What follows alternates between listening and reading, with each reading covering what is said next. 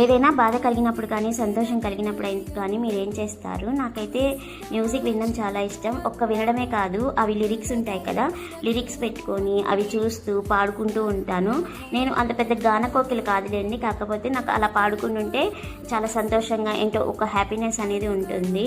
ఇప్పుడైతే నేను స్పాటిఫైలో లిరిక్స్ వస్తుంటాయి కదా, అవి కానీ యూట్యూబ్లో లిరికల్ వీడియోలు ఉంటాయి కదా, అవి కానీ చూస్తూ పాడుకుంటూ ఉంటాను.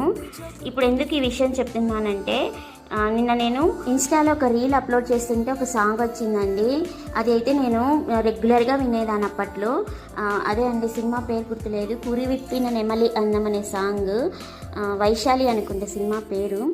అసలు ఆ సినిమా వచ్చిన కొత్తల్లో అయితే ఇంకా ఎప్పుడు ఇదే సాంగ్ పెట్టుకొని వింటుంటేదాన్ని టీవీలలో, ఎప్పుడు వస్తే అప్పుడు. అసలు ఎంత ఇష్టం అంటే, ఇప్పుడు ఆ పాట నాకు కనపడగానే ఆ రీల్కి సాంగ్ అప్లోడ్ చేసేసి అది పెట్టేశానండి, ఇంకా వాయిస్ ఓవర్ లేకుండా.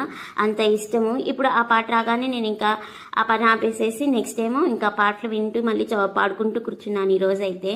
ఆ ఒక్క సాంగ్ కాదులేండి, నాకు చాలా ఫేవరెట్స్ ఉన్నాయి. మీకు నచ్చిన ఫేవరెట్ పదే పదే వినే సాంగ్ ఏదైనా ఉంటే నాకు కామెంట్లో చెప్పేసేయండి.